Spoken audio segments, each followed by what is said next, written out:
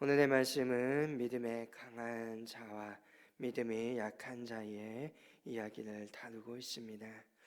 교회 안에는 믿음이 강한 사람과 믿음이 약한 사람이 있기 마련입니다. 그런데 무엇을 보고 믿음의 강함과 약함을 평가할 수 있습니까?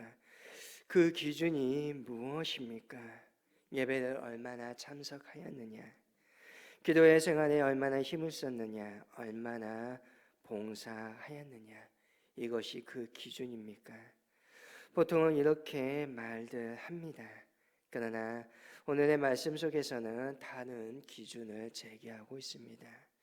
교회 안에서 얼마나 사람과 사람과의 관계, 인간의 관계 속에 성숙함을 보이고 있는가, 이를 믿음의 척도로 삼고 있습니다.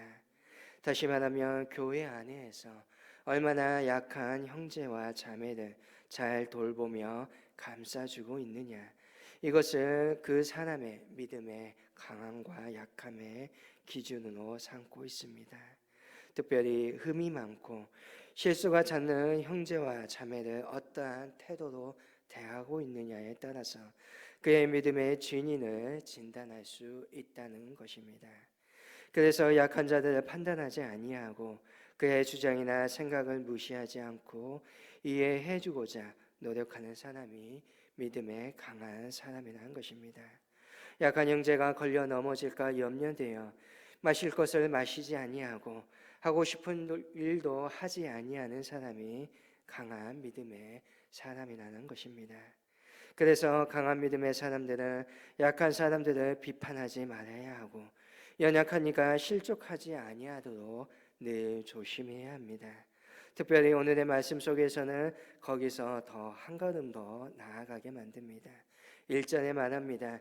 믿음이 강한 우리는 마땅히 믿음이 약한 자들의 약점을 담당하고 자기를 기쁘게 하지 아니할 것이라고 말합니다. 믿음이 연약한 사람들에게는 약점이 있습니다.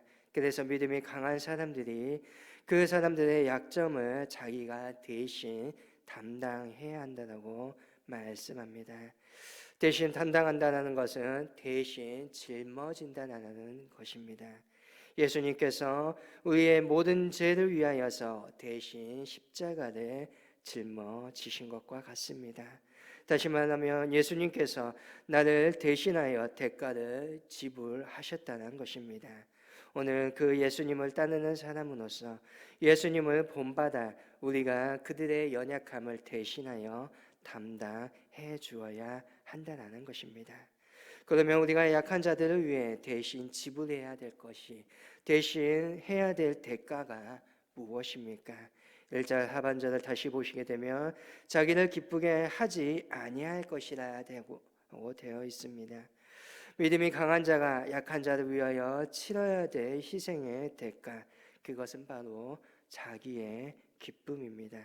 또한 2절에 우리 각 사람이 이웃을 기쁘게 하되 선을 이루고 덕을 세우도록 할지라라고 말합니다.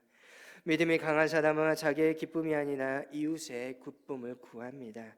선을 이룬다는 것은 도움을 준다는 것이며 덕을 세운다는 것은 붙잡아 세운다는 것을 의미합니다. 연약한 사람들의 신앙과 그들의 믿음을 위하여서 나의 자신을 희생하며 그들을 위하여서 도움을 주고 그들의 덕을 세워 붙잡아 세워주는 것입니다. 바울은 예수님의 본을 말하고 있습니다. 예수님은 자기를 기쁘게 하지 않으신 삶을 살았습니다. 오히려 우리를 구원하기 위하여서 하나님을 비방하는 세상의 사람들의 비방을 홀로 다 받으셨으며 그 스스로 십자가에 달려 죽으십니다. 그러므로 예수 그리스도를 바로 만난 사람은 이 은혜를 받아 살아가는 사람들입니다. 이 십자가의 은혜를 깨닫는다면 자기만의 기쁨을, 자기의 삶의 만족을 위하여서 살아가는 것이 얼마나 부끄러운지를 알게 됩니다. 그러하여 그 마음의 소망이, 그 마음의 소원이 생기게 되니 그것은 바로 나도 예수님처럼 살고 싶다는 것입니다. 다시 말하면 예수님의 마음을 품고 예수님의 삶을 살아가는 것입니다.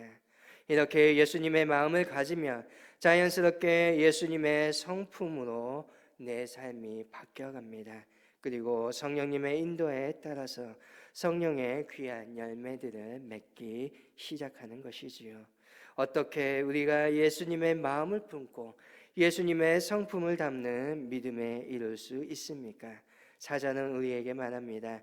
무엇이든지 전에 기록된 바는 우리의 교훈을 위하여 기록된 것이니 우리로 하여금 인내로 또는 성령의 위로로 소망을 가지게 함이나 라고 되어 있습니다. 무엇이든지 전에 기록된 바 우리를 위하여 교훈된 기록된 것이라고 되어 있습니다. 다시 말하면 성경입니다. 성경은 우리를 교훈하기 위하여서 기록된 것입니다. 우리가 예수님의 성품을 닮아가고자 한다면 바로 이 말씀을 붙들어야 한다는 것입니다. 우리는 들어야 됩니다. 우리는 읽어야 합니다. 또한 우리는 성경을 배우고 중요한 것은 이 배운 말씀을 실천할 때 우리의 마음이 어느 순간 예수님의 마음을 닮아가게 되고 예수님처럼 자기의 기쁨이 아니라 약한 이들의 약점을 짊어지고 이웃을 기쁘게 하며 하나님을 사랑하는 사람으로 변해 간다는 것입니다. 그럴 때 우리 안에 소망이 생겨납니다. 이 소망은 5절에서 7절에 보면 온 교회가 예수님을 본받아서 서로 뜻을 같이 하고 이렇게 한마음 한뜻으로 하나님께 영광을 돌리고자 하는 소망이 생겨나게 됩니다. 이것은 우리를 향한 예수님의 간절한 소망이라 볼 수 있습니다. 뿐만 아니라 7절과 13절의 말씀과 같이 유대인들 뿐만 아니라 모든 나라 모든 열방들이 하나님을 찬송하며 하나님께 소망을 두는 역사를 간절히 기대하게 합니다. 일처럼 말씀을 통하여서 인내와 성령의 위로로 소망을 갖게 되면 교회는 모든 나라들은 열방들은 믿음의 사람들은 하나가 되게 된다는 것입니다. 이러한 소망을 품게 될 때 어떻게 교회 안에서 다른 형제와 다른 자매를 무시하며 함부로 상처를 줄 수 있겠습니까? 주님이 교회가 하나 되기 원하신다면 이제는 하나 되기 위하여 형제의 약점을 짊어지고 또한 그들을 위하여서 자기의 기쁨을 내려놓으며 함께 모두가 함께 기뻐하는 사람이 되기 위하여 노력하게 된다는 것입니다. 또 온 열방이 주님 앞에서 하나 되기를 바라게 됩니다. 유대인과 이방인, 동양인과 서양인, 백인과 흑인, 가난한 자나 부유한 자나 가리지 않고 모두가 하나 되어서 예수 그리스도가 다스리시는 영광의 그 나라를 바라보게 된다는 것입니다. 13절은 말합니다. 소망의 하나님이 모든 기쁨과 평강을 믿음 안에서 너희에게 충만하게 하사 성령의 능력으로 소망이 넘치게 하시기를 원하노라.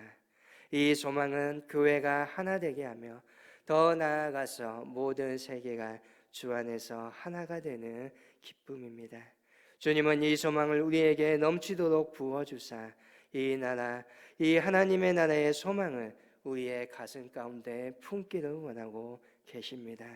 그러므로 바라기는 온전한 하나됨을 이루기 위하여 주님의 소망을 내 마음에 내 소망으로 삼기를 원합니다. 이제는 나만의 기쁨이 아니요 모두의 기쁨을 구하면서 형제들의 연약함을 담당하며 주 안에서 진정 하나됨을 이루어 나아가는 믿음의 저와 여러분이 될 수 있기를 소망합니다. 예수님의 마음이 오늘 저와 여러분의 마음이 되시기를 원합니다.